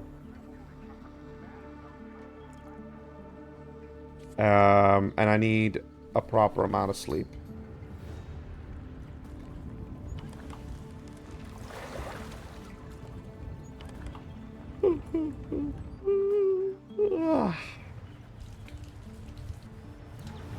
Ooh, that's good. We got room for more fish there. Very good, very good, very good. We got some more vegetables there. Nice. So, another quirk that I wanted to show you. Remember I said this was the meat market? This is basically just raw meat. And this was like the vegetable area with just raw vegetables, a fish stand, and venison. But there's also a location where people go to deposit cooked meals. Because workers for example, a bakery, or for example, one of the mess halls will come here, get meat or get some venison, bring it back to the mess hall, and cook it. As you can hear, something's cooking right now. And then they will have finished food. That one's carrying firewood. Firewood for fuel, yeah. So we'll see here. This guy is right now carrying something. Not sure what exactly. Wish I could see what he was carrying. But yeah, he's carrying it over there.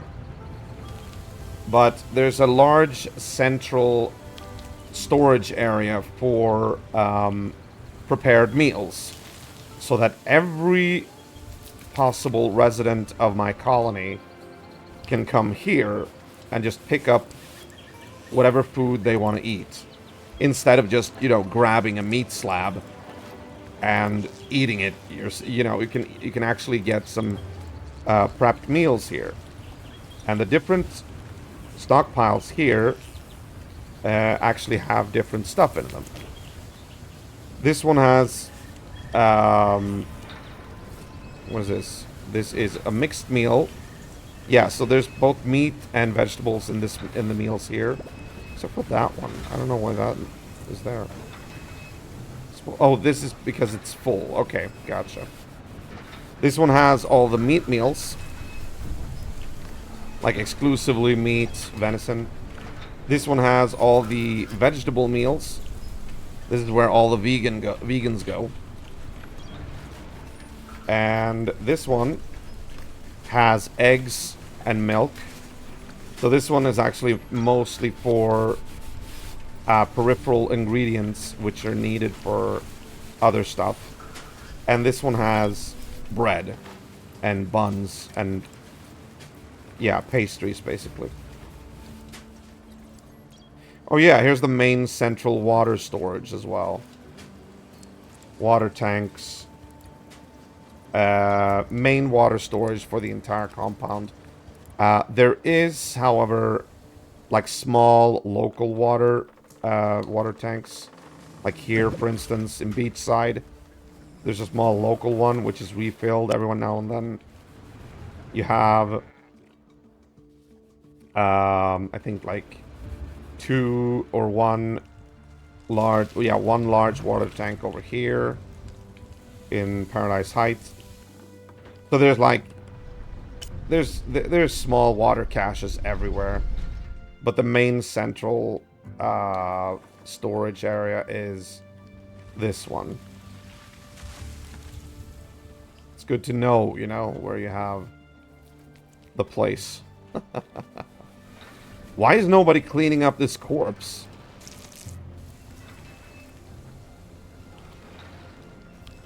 Your orders. Oh. I didn't know I was supposed to do that. Shoot. Sorry about that.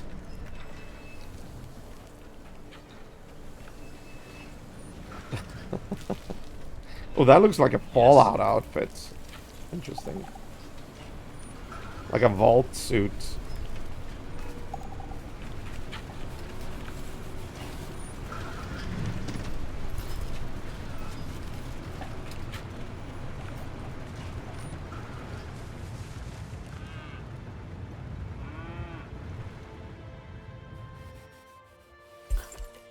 Oh, this needs... Oh, I didn't know that. Okay. Let's fix that real quick. Why not? There we go.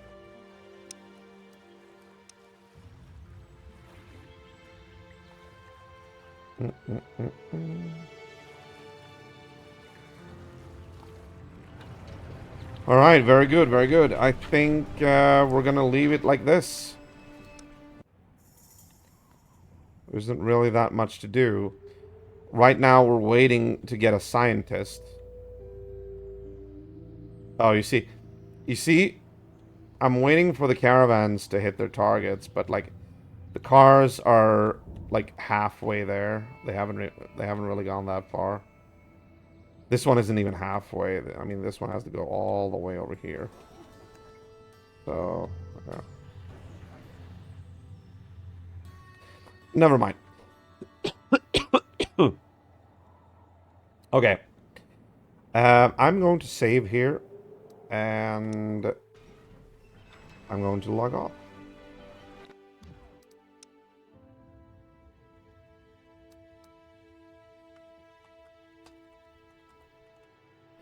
New Eden 44. Thank you. Just make sure that's that one. Yes, good. All right, very nice. Very nice. Here you can clearly see as well that I own all the DLCs. Shattered Hope was the name of that one. I was like, Shattered Moon? Shattered Fate? What? Shattered Horizons? No. Shattered Hope. Okay, good.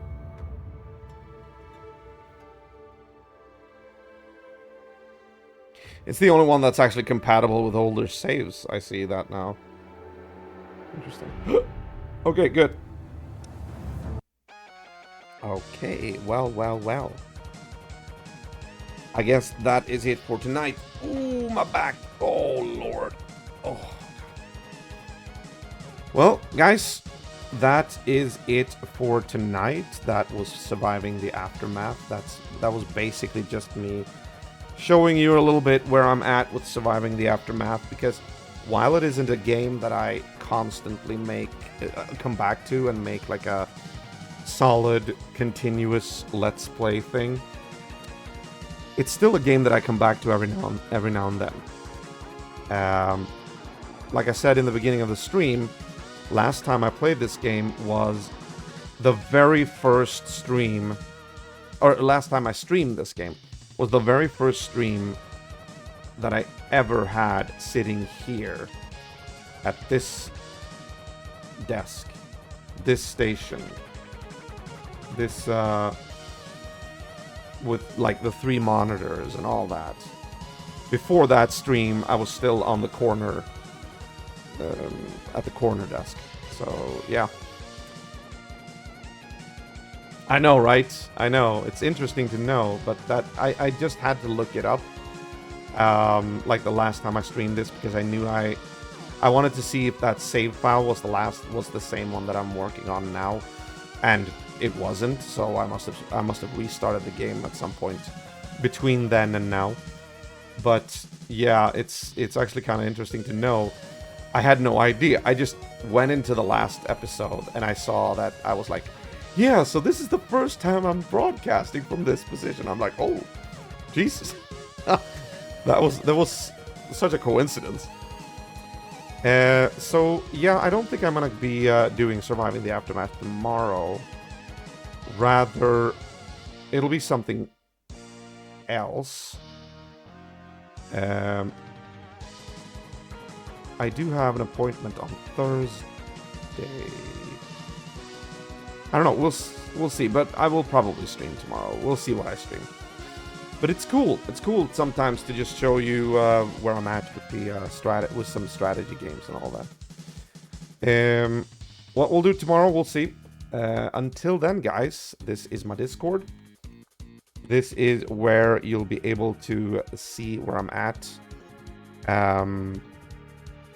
No, wait, no. This is where you'll get a hold of me, and you'll be able to see the latest news and updates regarding the channel.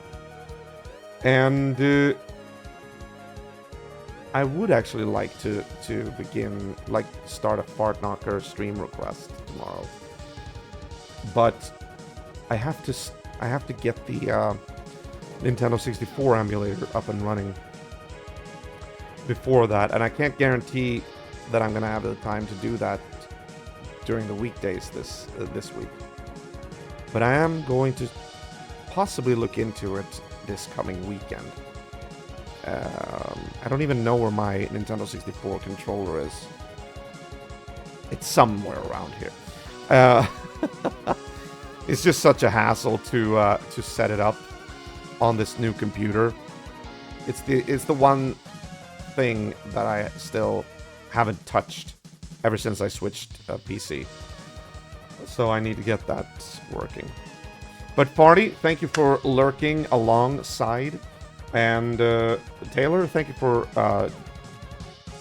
like, you know, showing up and just saying hey. I always appreciate that. And I hope you have a great night and a great Wednesday tomorrow. And I'll see you tomorrow, hopefully. Until then, guys, remember to stay safe, mind social distance, and always keep the retro legacy alive. This is Eagle Bite 83 wishing you the best. Take care. Good night. Goodbye.